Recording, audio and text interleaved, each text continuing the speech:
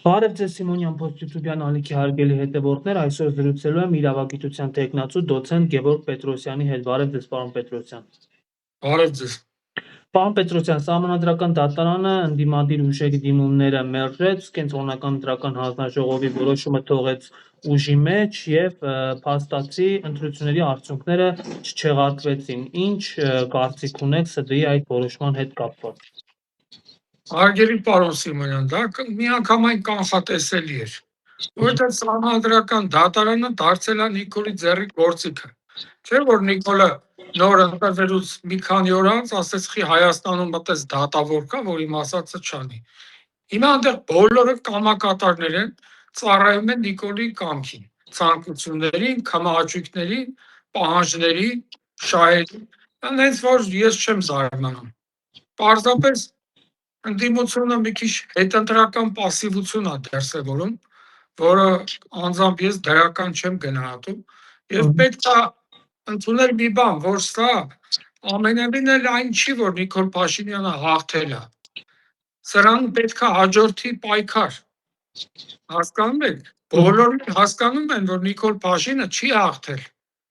Նկարել են։ Վահագն Հովակիմյանն է դարել է Հայաստանի գլխավոր նկարիչը, Կենտրոնական ընտրական հանձնաժողովի նախագահ կոչեցյալը, թե նա ինչ կապ ունի Կենտրոնական ընտրական հանձնաժողովի գործունեության հետ։ Ոչ իրավաբան է, ոչ ընտրությունների փորձ ունի, նա ինչ կապ ունի։ Դրա համար էլ այդպես ստացվեց։ Իմ համար կանխատեսելի էր, հարգելի պարոն Սիմոնյան։ Բայց պարոն Պետրոսյան, կարող ենք այս ընտրությունները համարել կայացած, երբ որ փաստացի ԲՀԿ-ին զրկեցին իր մանդատներից, խորհրդարանում ներկայացվածությունից։ Ինքնին ԲՀԿ-ին զրկելը դա հիմք չի ընտրությունները անվավեր ճանաչելու։ Որովհետև այնտեղ հաշվարկների խնդիր կա, դա պետք է կարևորել, բայց արդեն անցել է այդ փուլը։ Սահմանադրական դատարանի որոշումները ենթակա չեն բողոքարկման եւ ուժի մեջ չեն մտնում հրապարակման պահից։ Պարզապես ընդդիմությունը, ես իմ մի քանի տարբեր ելույթներով ասել եմ, չհամախմբվեց, միասին չգնացին, եթե միասին գնային, այսպես չէր լինի։ Ամեն մեկը փորձեց իրեն երևակայել որպես հեգեմոն, որպես առաջնագծում կռվող, առաջնային եւ այսպես ստացվեց։ Հիմա ուշ արդեն, հիմա պետք է հետընտրական պայքար սկսվի, ամբողջ ընդդիմությունը համախմբվի,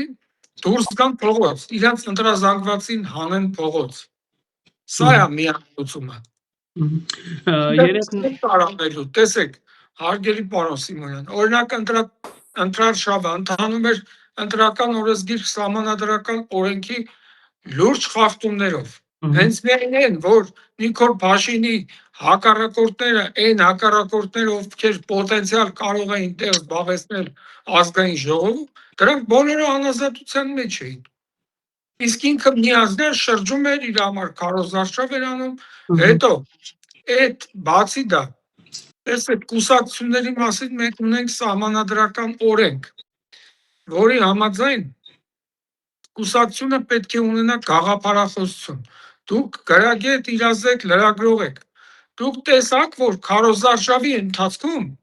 Նիկոլ Փաշինը մի հատ ծրագրային դրույթ ասի։ Չէ, մենակ նշան էր փակցնում այդ քաղաքացիների երեսին, ընդ որում խոստումներ էր տալիս, որոնք ըստ էության քրեական օրենսգրքի տառացի մեկնաբանման արդյունքում դրանք ենթակա են որակման որպես ընտրակաշառք, բայց քրեական վարույթ չհարուցվեց, չնախաձեռնվեց։ Այսինքն ընտրարշավը անցել է բացահայտ խախտումներով, բայց ընդդիմությունը լռեց այդ մասին, չխոսեց, կոնկրետ քայլեր չարեց։ Մի հատ ինչի չդիմեցին գլխավոր դատախազին քրեական վարույթ նախաձեռնելու միջնորդությամբ, դիմումով։ Չարեցին, այսինքն ինչ որ պետք էր անել, մինչև սահմանադրական դատարանի որոշումը չարեցին իրենք, մինչև ընտրությունների օրը չարեցին։ Հիմա հետին թվով իմաստուն ձևանալը դա հարգելի զբաղմունք չի եւ արգասաբեր չի։ Ես ուզում եմ ձեր թույլտվությամբ անդրադառնալ այդ քրճախմբի որոշ ներկայացուցիչների որոշ հայտարարությունների։ Այո, համեցեք։ Արսեն Թորոսյան, ես իրան ասում եմ միստր ուժս, Այո։ Աշխատանքի եւ սոցիալական հարցերի նախարար։ Մարդը բան ու գործը թողել է, ասում է մենք պետքա պարզենք դավաճաններին։ Այ տղա, դու մոռացել ես ինչ ես աշխատում։ Դու ինչ գործ ունես դավաճանների հետ։ Բա ազգային անվտանգությունը, բա պաշտպանության նախարարությունը, ոնց որ առողջապահության ոլորտը վարի տվեցիր, այդքան COVID-ի զոհ ունեցանք, հիմա էլ գնացել ես թարել ես աշխատանքի եւ սոցիալական հարցերի նախարարի աթոռին ու ընկել ես դավաճան ես մանգալի։ Թողած սոցիալական ապահովության խնդիրները, որ այսօր Հայաստանում արտագաղթը աճում է, սոցիալական խնդիրները բազմանում են, աշխատատեղեր են մարդիկ կորցնում, այսօր զանգում են դպրոցի տնօրենից սկսած մինչև հավաքարար ասում են եկեք դիմում գրեք ազատվեք, որ իրանց այդ քրճու բալասին բերեն աշխատանքի նշանակի։ Այսինքն խախտված է աշխատանքի իրավունքը, նվազագույն կենսամակարդակի իրավունքը։ Սահմանադրության 84-րդ հոդվածի համաձայն պետությունը պետք է հոգա, որ յուրաքանչյուր տարեց եւ կարիքավոր մարդ ունենա արժանապատիվ կյանք, բայց այսօր չկա այդ հոգատությունը։ Այն անվտանգության խորհրդի քարտուղարը ինչ այն Արմեն Գրիգորյան։ Մարդը գնում է Լեհաստան, հələ խնդրում եմ ուշադիր եղեք, հարգելի ժողովուրդ, հարգելի պարոն Սիմոնյան։ Ասում է գնում է Լեհաստան Ուկրաինայի վերականգնման հանձնաժողովին մասնակցելու։ Այդ աղա դու ինչ գործ ունես այդ հարցերի հետ։ Հայաստանի անվտանգության հարցերը թողած գնում ես Լեհաստան, հենց Ուկրաինայի հարցերով։ Դու ով ես որ գնաս ընդ հարց բարձրացնես, հարց քննարկես, քեզ ով ընդ մարդատեղ կդնի։ Հասկանում եք, հարգելի պարոն Սիմոնյան, սրանք զբաղված են միայն մի գործով, իրանց հետ կապ չունեցող գործերով, մեկ գործով պահեն Նիկոլի իշխանությունը, վերջ։ Ու ում ինչ հանձնարարական տրվում է, գլխակորույս, գլխահակ, աչքերը փակ կատարում է։ Կապ չունի թե իր կարգավիճակի հետ ինչքան կապ ունի։ Նիկոլ Փաշինի խայտառակ հայտարարությունը, բառացի կարդամ, այսօրվա Հայաստանը ամենահաջողված պրոյեկտն է զոհերով եւ զոհաբերություններով։ Դուք հասկանում եք, պարոն Սիմոնյան, սրա ասածը, սրա մտքի ճակերտավոր թռիչքը։ Այսինքն ինքը պարծենում է զոհերով եւ զոհողություններով։ Բա սա երկրի վարչապետի ասելու բան է։ Խայտառակություն ուղղակի։ Կամ են Ալի Սեմինը, կամ որ նույնը Ալեն Սիմոնյանը, ինչ ասում։ Ասում է 8 տարի ավտոմատը ձեռքիս կռվել եմ առաջնագծում։ Այդ տղա դու ավտոմատ տեսած կաս կյանքում։ Դուր ավտոմատն ու կռվելն ու հոյես դաս եմ տվել, լավ գիտեմ քո ունակությունները, դու ինչի ես ունակ, ով ես вообще քո էությամբ։ Ինչ ավտոմատ։ Նկատի ունի ազգային ժողովում բանը ղեկավար ա եղել, դա համարում է ավտոմատով առաջնագծում կռվել։ Հիմա ես քեզ հարց եմ տալի, Ալիս Էմին։ Շատ եմ տվել ես հարցը, բայց ավելորդ չեմ համարում կրկնել։ Արա դու այդ 8 տարվա մեջ մի հատ օրինագից, մի հատ կարաս նկայակոչես, որ դու ներկայացրել ես։ Չես կարա, որովհետև չի եղել այդպիսի բան։ Բա դու ինչով ես զբաղվել ազգային ժողովում։ Հարգելի պարոն Սիմոնյան, բազմաթիվ առիթներով ասել եմ։ Հայաստանի Հանրապետության քաղաքացիական օրենսգրքի 1092-րդ հոդվածը պատասխանատվություն է նախատեսում անհիմն հարստացման համար։ Այսինքն մարդը, որը ոչինչ չանելու դիմաց սնվել է պետական բյուջեից, նա պարտավոր է վերադարձնել այդ գումարները։ Դու ինչ ես արել, որ այսօր օրը միտեղ գործողվում ես, ինչ պրոդուկտ ես ցույց տվել։ Մենք ունենք 2005 թվականի դեկտեմբերի 29-ի կառավարության թիվ 2335 որոշում, որտեղ ասում է, որ գործուղված պաշտոնյան պարտավոր է գալ եւ հաշվետվություն ներկայացնել իր գործուղման պրոդուկտի արդյունքների վերաբերյալ։ Դուք լսել եք այսքան ժամանակ, որ Սիմոնյան Ալենը գա եւ զեկուցի, թե ինքը իր գործուղման արդյունքում հանուն Հայաստանի ինչ արել։ Չեք լսել։ Մի բան էլ չի ամաչում, բառացի ցիտե։ Ասում է այն օրը, որ իր թաղումներ ազգային ժողովում, ծափարություններով, ասում է մենք կերտել ենք երկիր։ Հələ սրանն է։ Արա դու Նիկոլը երկուսով մի ամսում սկի մի հատ հավաբուն չեք կարա սարքեք։ Ուր մնաց երկիր կերտեք։ Երկիր կերտելը ո՞րն է։ Պատերազմ բերելը։ 5000 երեխու գլուխ ուտելը, 10000 տղու հաշմանդամ սարքելը, սոցիալական ապահովության խնդիրները խորացնելը, արտագաղթը խորացնելը, որն է երկիր կերտելը։ Դուք հեռու եք երկիր կերտելուց։ Ասում եմ երկուսով մի ամսում սկի հավաբուն չեք կարա սարքեք, ուր մնաց երկիր կերտեք։ Ցավոք սրտի սա է հարգելի պարոն Սիմոնյան իրականությունը։ Այսօր ամբողջ պետական ապարատի մեծամասնությունը բարձրաստիճան պաշտոնյաների։ Ես քաղաքացիական ծառայողներին չեմ ուզում վիրավորել, չեմ ուզում կպնել, համայնքային ծառայողներին չեմ ուզում կպնել, խոսքը բարձրաստիճան պաշտոնյաների մասին է։ Ուրեմն զբաղված են միայն մեկ գործով։ Եվ այդ միայն մեկ գործի համար այդ գործը Նիկոլին պահելն է, որտեղ իրանք էլ որ մնան։ Իրանք պետական բյուջեից ստանում են միլիոնավոր դրամների աշխատավարձեր եւ պարգևավճարներ, մինչդեռ որևէ ոլորտում, այդ թվում սոցիալական ապահովության, առողջապահության, ժողովրդավարության եւ իրավական պետության կայացման գործում ոչ մի առաջընթաց չկա։ Հենց մենակ այն քաղաքական հետապնդումները, որ այսօր իրականացվում են, իբր թե օրինականության պահպանման անվան տակ, դրանք ակնհայտորեն քաղաքական հետապնդումներ են։ Տեսեք, ես անկեղծորեն ասում եմ, ես հիմա Գագիկ Ծառուկյանի հետ ոչ մի կապ չունեմ, բայց ես անձնական հարց չեմ բարձրացնում։ Սա երևութաբանություն է, ոչ թե անձնական բամբասանք։ Այսօր մտել են իրենց տուն,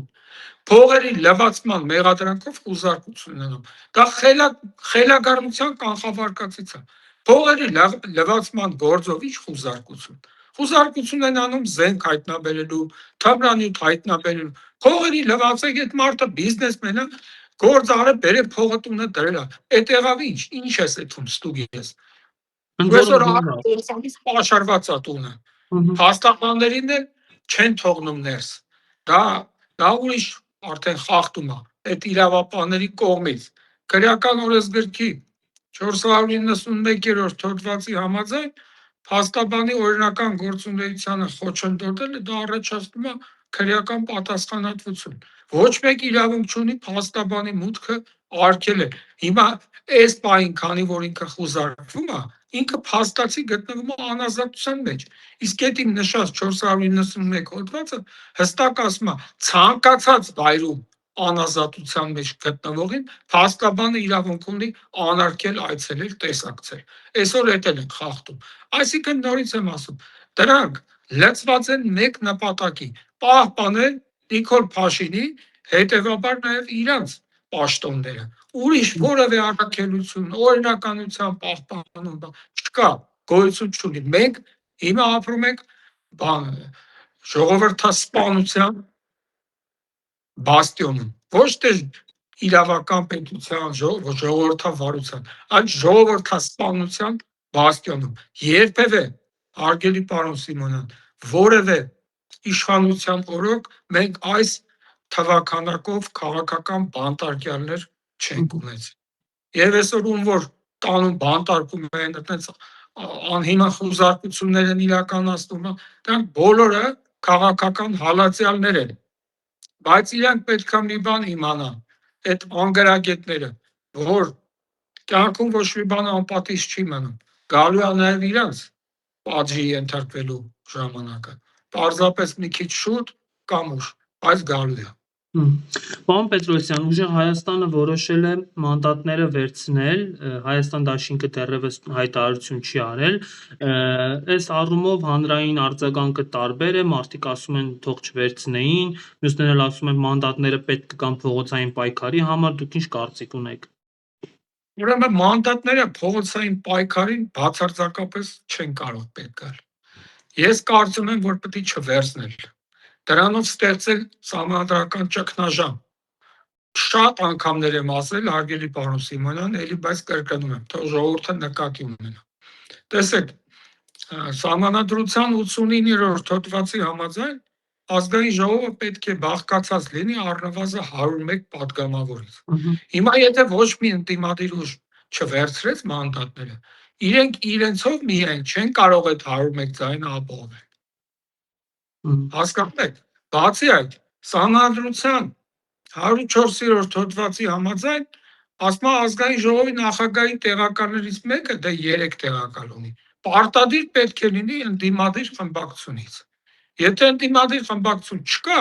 դա նշանակում է այդ ազգային ժողովը լեգիտիմ չի։ Եվ բացի այդ երրորդ փաստարկը ազգային ժողովի կանոնակարգ սահմանադրական օրենք ունենք 2016 թվականի ընդունված։ Դրա մեջ 22 դեպքով օգտագործվում է ընդդիմադիր խմբակցություն հասկացությունը։ Այսինքն ի՞նչ է նշանակում։ Օրենքի համակցված համակարգային վերլուծության արդյունքում ստացվում է, որ եթե ազգային ժողովում ընդդիմություն չկա, ապա այդ ազգային ժողովը լեգիտիմ չէ։ Հետևաբար, եթե լեգիտիմ չէ, ուրեմն լեգիտիմ չեն նաև նրա կողմից ընդունված իրավական ակտերը։ Ես գտնում եմ, որ ճիշտ է մանդատներից հրաժարվելը, հասկանում եմ որոշ մարդկանց համար մանդատի բույրը խելացնոր վիճակ է ստեղծում հաճույքից, բայց պետքա վեր գտնվել, պետքա պետական շահը վեր դասել սեփական բարեկեցությունից։ Հրաժարվել մանդատներից կլինեն նոր ընտրություններ, ընդդիմությունը կհամախմբվի եւ ավելի հաջող արդյունքներ կունենանք։ Իմ հարցերս պարվեցին, շնորհակալ եմ շատ պարոն Պետրոսյան զրույցի համար։ Ես եմ շնորհակալ, լավ մնացեք։